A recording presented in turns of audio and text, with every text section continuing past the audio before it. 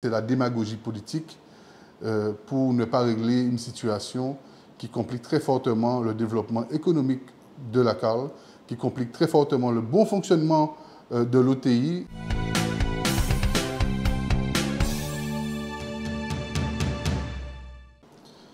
Bonjour population de la Guadeloupe, bonjour à tous les internautes et singulièrement bonjour à la population de la CAL qui nous regarde.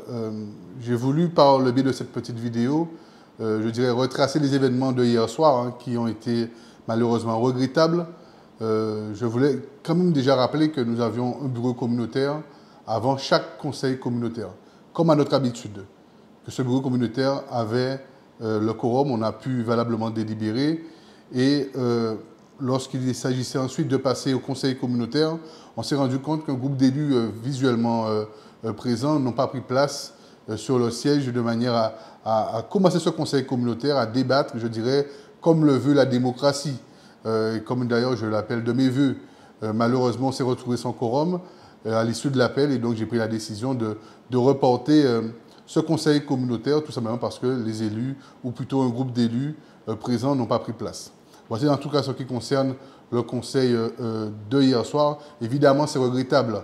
Évidemment, je pense que c'est faire offense à la démocratie d'un tel comportement. Mais ce qui, alors pas qui m'attriste, mais qui limite, je dirais, qui me met hors de mes gonds, c'est de voir la communication qui est faite ensuite pour crédibiliser cette action. C'est-à-dire rappeler qu'on a demandé au président Tonton un conseil communautaire extraordinaire qui n'a pas donné. Je voulais rappeler une certaine vérité là-dessus. Deux des élus qui composent ce groupe d'élus qui n'ont pas pris place au conseil communautaire ont été reçus par le président que je suis le 29 juillet dernier, où on a beaucoup discuté du contexte OTI, des éléments que j'avais en ma possession, mais également la position du président de la CAL que je suis et qui n'a jamais changé depuis le début. Une position qui est claire et qui est nette, c'est une position de neutralité, c'est une position de respect de procédures administratives en ce qui concerne un sujet aussi important lorsqu'on a un agent, par exemple, qui dénonce des faits très importants de détournement de fonds publics, par exemple, de harcèlement, de faux usage de faux, et j'en passe, il y avait quand même 65 points très importants.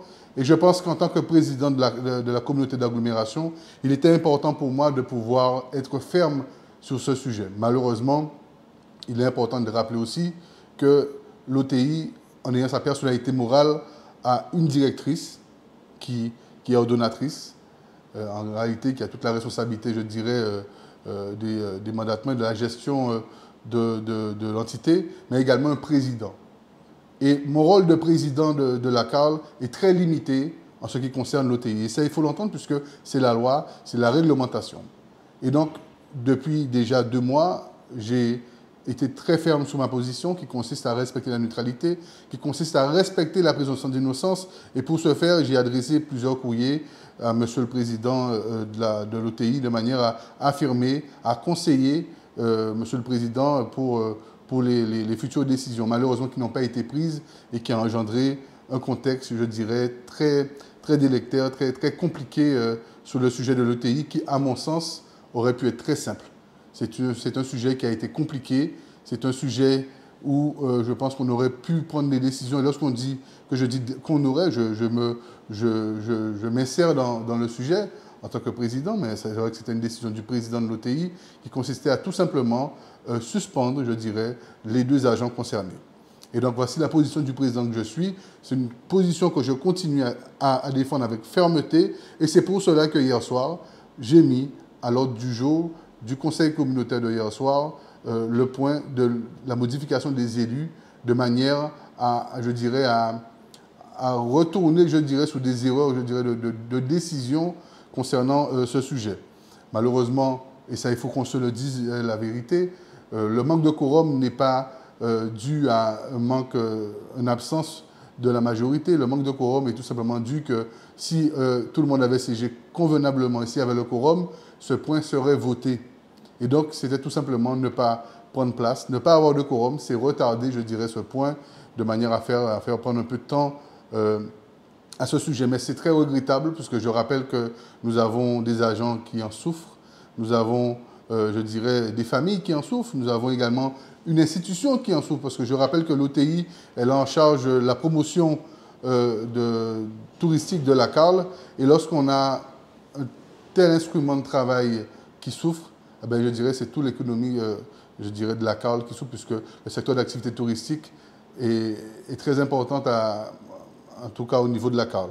Et donc, c'est tout simplement rappeler que ne pas avoir le quorum n'était pas un choix banal, c'était tout simplement empêcher qu'il y ait un vote sur le point de l'OTI, puisqu'il y avait également le point d'information où on aurait pu débattre. Mais ce n'est pas tout.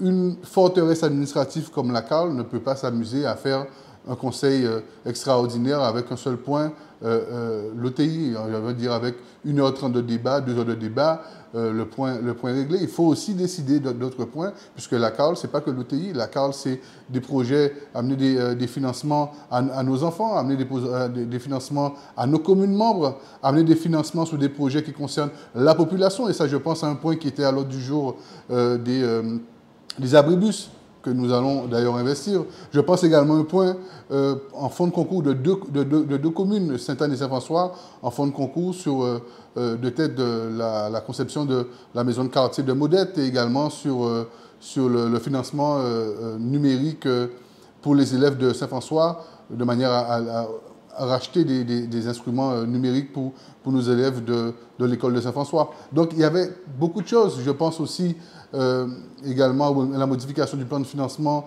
du projet de la rénovation Est de la Désirade, qui est aussi un projet qui tient à cœur les élus communautaires et singulièrement la population de Désirade. Il y avait pas mal de points à l'ordre du jour qui auraient pu être votés très rapidement, puisque jusqu'à maintenant, nous avons eu des assemblées délibérantes très calmes où, je dirais, cette opposition qui se dit aujourd'hui opposition, mais qui a très souvent voté à l'unanimité tous les points à l'ordre du jour. Il y a toujours eu un bon fonctionnement entre nous. Et pour preuve, ils sont présents quasiment dans toutes les commissions. Ils ont eu toujours les moyens du président que je suis de même me représenter en tant que président. Et pourtant, aujourd'hui, ils sont opposants, soi-disant.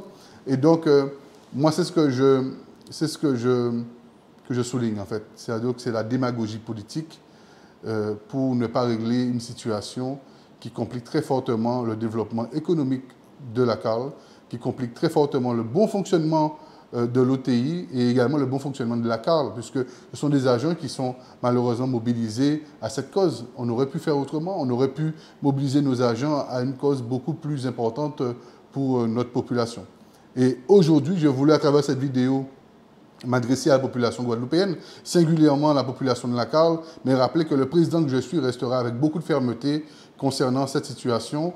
Je l'ai annoncé depuis le début, le président Tonton n'est contre qui que ce soit, le président Tonton est tout simplement là pour que la vérité sorte et pour que l'OTI soit enfin bien gérée financièrement et que les choses soient claires pour tout le monde.